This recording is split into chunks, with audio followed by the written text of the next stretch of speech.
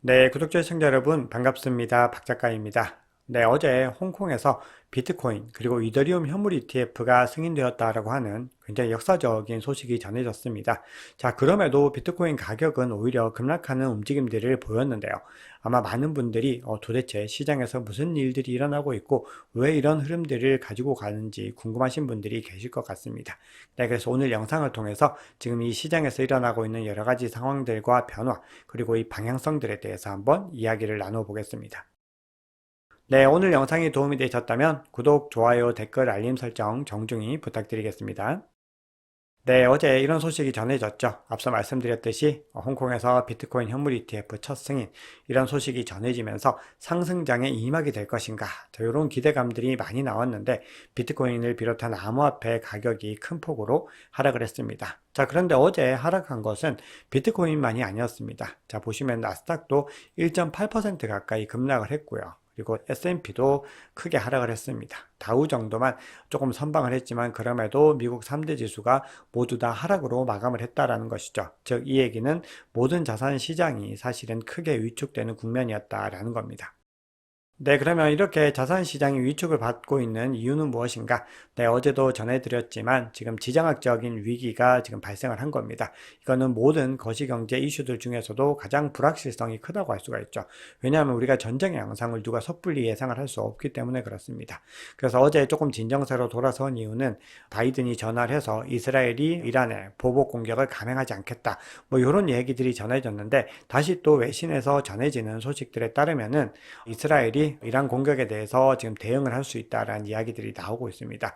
즉 어떤 확전은 되지 않더라도 굉장히 고통스러운 어떤 방식으로 보복을 하겠다. 약간 이런 느낌의 이야기들이 나오고 있다라는 겁니다. 그래서 시장에서는 안도할 수 없는 양상들이 이어지고 있고 지금 중동 지역의 전쟁이 당장에 불붙지 않은 점은 안도감을 줬지만 여전히 이 상황에 대해서 경계심을 늦추기는 어려운 상황이다. 이런 상황인 것입니다. 자, 그래서 이 자산 시장에서 모든 요소들 중에서 가장 큰 위험 요인을 딱 하나만 뽑으라고 하면은 이제 불확실성을 뽑을 수 있거든요.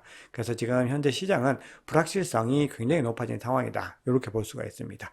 자, 그런데 설상가상 지금 이런 전쟁으로 인해서 어제 장표에서 말씀드렸듯이 지금 유가가 상승하고 인플레이션을 다시 유발할 수 있는 이런 어떤 위기의 상황들에서 어제 소매 판매 지수가 발표가 됐는데 전달보다는 조금 하회를 했지만 지금 예측치를 크게 상회하는 모습들을 보이고 있습니다. 자, 요거는 헤드라인도 마찬가지고 이제 코어도 마찬가지거든요.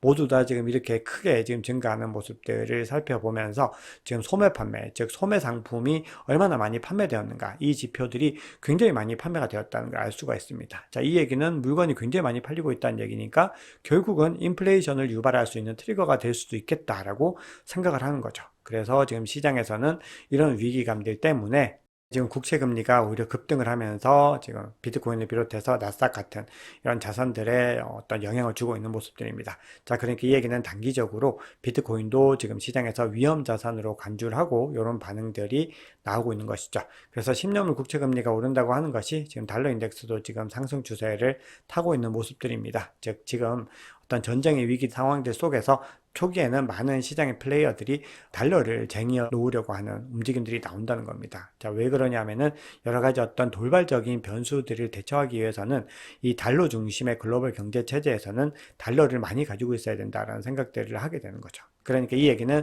지금 비트코인을 비롯해서 나스닥 같은 어떤 자산들을 일시적으로 지금 매도를 하고 오히려 달러를 확보하려는 움직임들이 단기적으로는 더 강했다라는 것을 볼 수가 있죠. 네, 그런데 어제 또 러우 전쟁과 그리고 이스라엘 하마스 분쟁에 대해서도 말씀드렸듯이 이제 요거는 시간이 조금 더 지나면은 비트코인에 대한 정체성들이 이제 발현이 될 가능성이 높다라는 것을 의미를 하는 겁니다. 그래서 지금 현재는 어떤 전쟁의 양상 자체가 어떤 굉장히 초기 수순들이고 굉장히 불확실성이 극도로 커져 있는 상황이기 때문에 이런 움직임이 나오고 있다라고 보실 수가 있습니다. 네, 그리고 또 시장에서 우려하고 있는 부분들이 이제 국제 유가와 관련된 부분들이죠. 유가가 계속해서 전쟁 때문에 이제 상승 추세들을 가게 된다라는 건데, 지금 어제는 그래도 한창 높아진 상태에서 더 추가적인 상승보다는 좀 계속해서 유지되는 모습들을 좀 보여줬습니다. 네, 그런데 결국 이러한 요소들이 인플레이션을 상승시킬 수 있는 요소가 될 수 있는 부분들이고, 결국 이거는 금리 인하에 대한 시계들이 더 늦춰질 수 있다라는 시그널들로 시장에서는 해석을 하고 있습니다. 네, 그러면 어제 홍콩 ETF 이야기 하기 전에 미국 ETF 살펴보겠습니다. 네, 어제 이제 휴일 이후에 이제 첫 거래일이었죠. 그런데 주간 첫 거래일이었는데 지금 전체적인 순유입과 순유출에 대한 부분들은 조금 더 집계가 돼야 되기 때문에 그 결과는 아마 내일이나 오늘 댓글로 전해드릴 수 있을 것 같고요.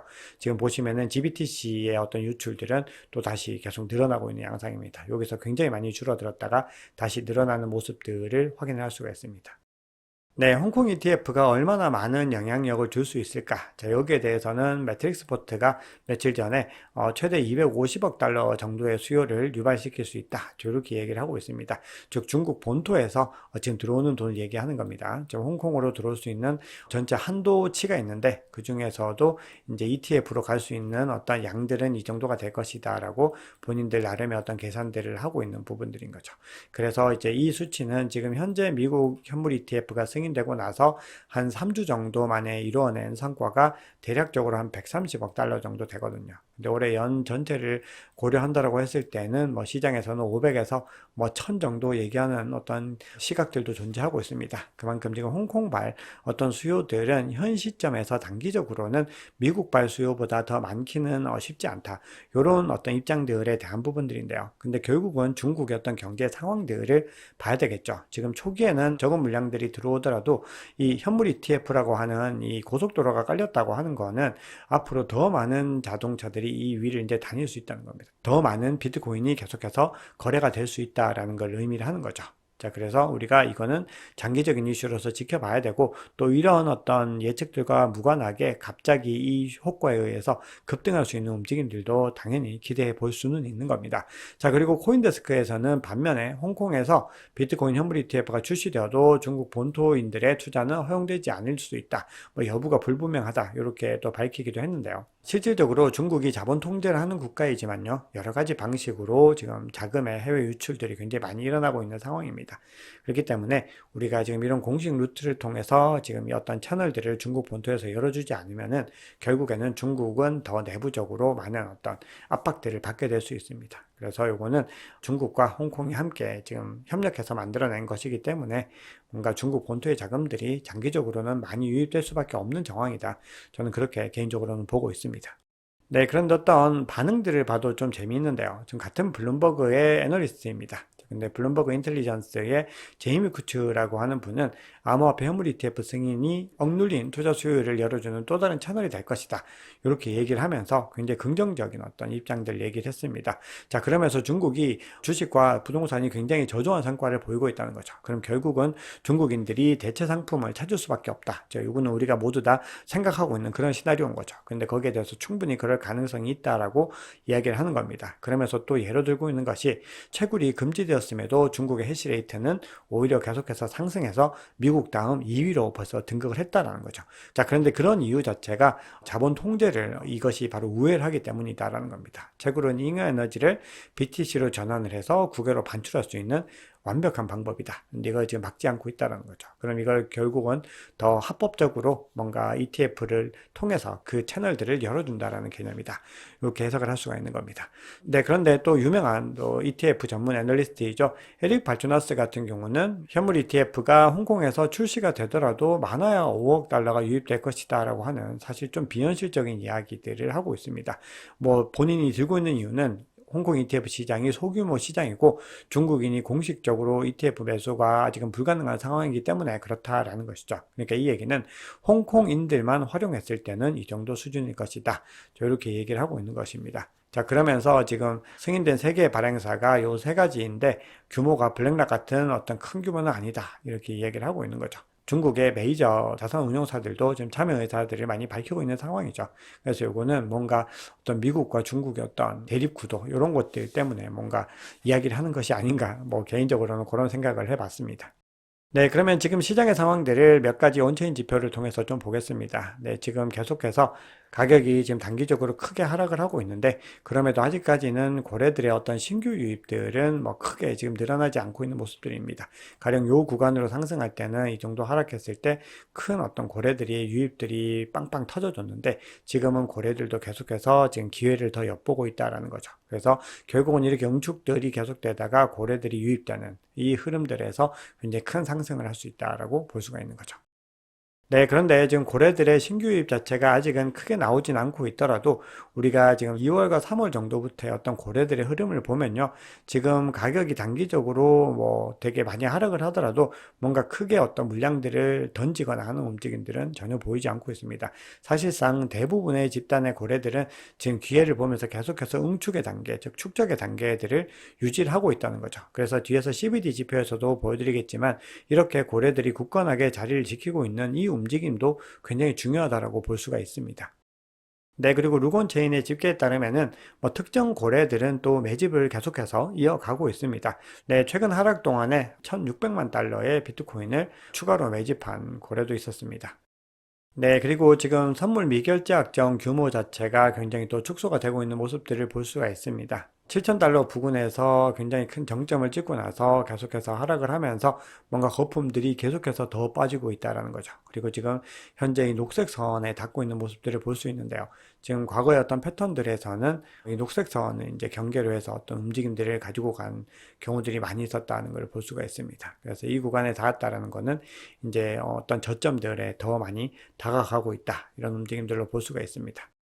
네, 그리고 지금 계속해서 비트코인은 여전히 트렌드적으로 상승장의 트렌드를 유지하고 있습니다. MVRV가 1 이상으로 기록이 되어 있는 것들을 확인을 할 수가 있고요.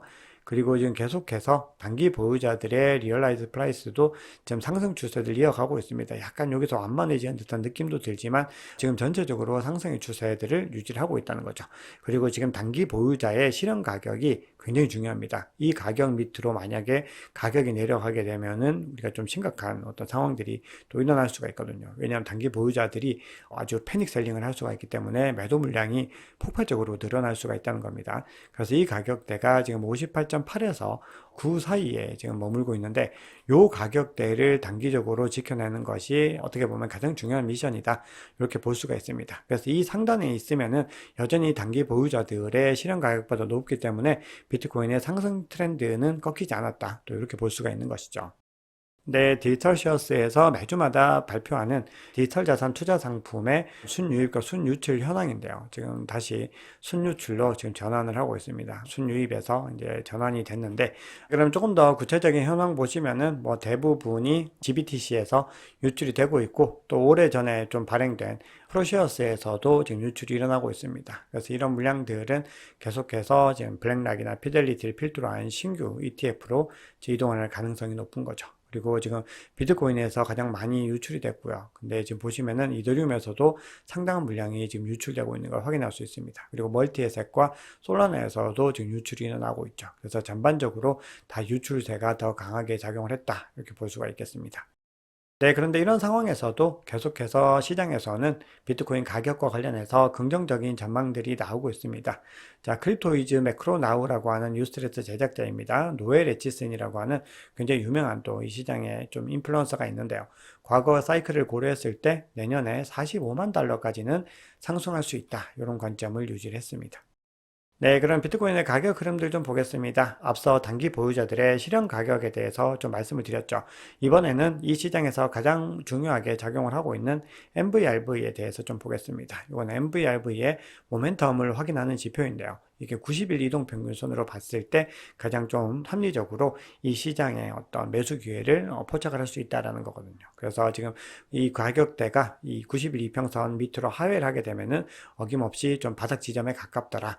이런 지금 분석들이 나오고 있습니다. 그래서 보시면은 요 구간 이후로 일정 구간 지내고는 이제 반등을 하는 모습들이죠. 그래서 지금 이 구간을 지금 하향 이탈했기 때문에 지금부터는 또 매입 구간들을 또 우리가 계속해서 고민을 해야 되는데 지금 아직까지는 불확실성이 크다 보니까 이제 타이밍을 잡는 부분들에서 조금은 제한되는 부분들이 있다는 거죠. 그런데 지금 시점은요, 알트코인은 뭐 계속해서 위험한 구간으로 갈 수 있기 때문에 관망을 해야 되는 구간이다라고 볼 수가 있고요.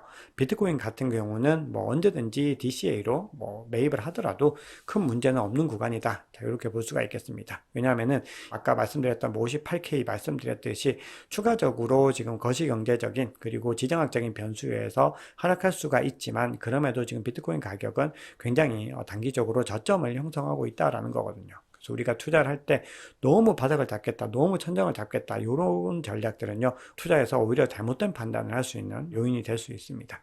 네, 그래서 우리가 지금 시장에서 어떤 판단을 하시기에 좀 어려우신 분들은 꾸준히 DCA를 통해서 매집해 나가시면은 이런 어떤 복잡한 구간들의 어떤 변수들을 모두 다 소화할 수 있는 가장 좋은 방법이다. 이렇게 보실 수가 있습니다.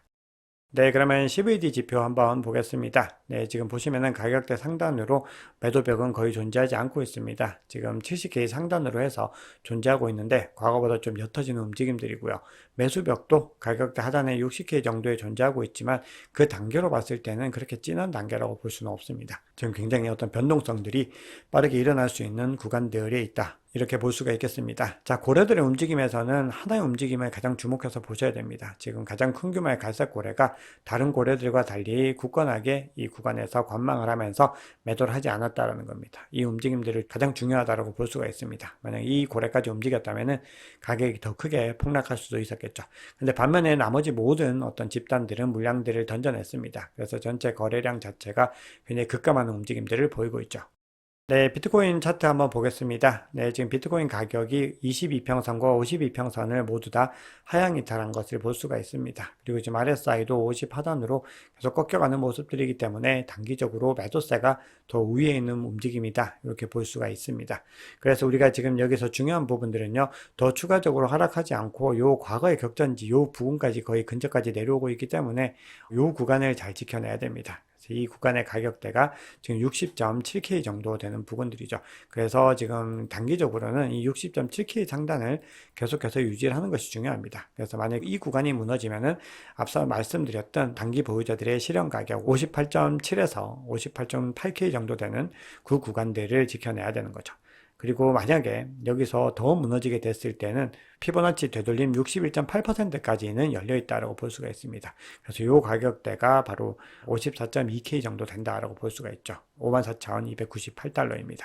그래서 우리가 이런 구간들을 좀 주목을 하면서 만약에 그 구간들을 이탈한다라고 하면은 이제 메인 물량들을 더 추가해서 더 많이 추가 매입을 해야 되는 거죠. 그래서 우리가 이런 중요한 지지 구간들을 확인을 하셔야 되고요. 만약에 가격이 반등한다라고 했을 때는 기본적으로 50SMA와 22MA 위로 빨리 가격을 올려놓는 것이 가장 중요합니다. 그리고 추세가 전환되기 위해서는 역시나 다시 70.7K 정도 되는 부분들을 다시 탈환을 해서 73.7K 이 구간들을 다시 이제 뚫고 가는 것이 중요하죠. 그래서 이 구간을 이제 돌파를 하고 나면은 굉장히 오랫동안 이 구간에 성축이 되어 있었기 때문에 더 가파른 움직임들을 또 이어갈 수도 있습니다. 그래서 결국은 중요한 거는 추세가 전환되는 구간들을 확인하는 겁니다. 우리가 완전히 반등을 좀 노리기 위해서는 그런 주요 구간들을 완전히 속 시원하게 돌파하고 나서 거기서 또 이제 지지 구간으로서의 어떤 다지기를 해야 된다는 거죠.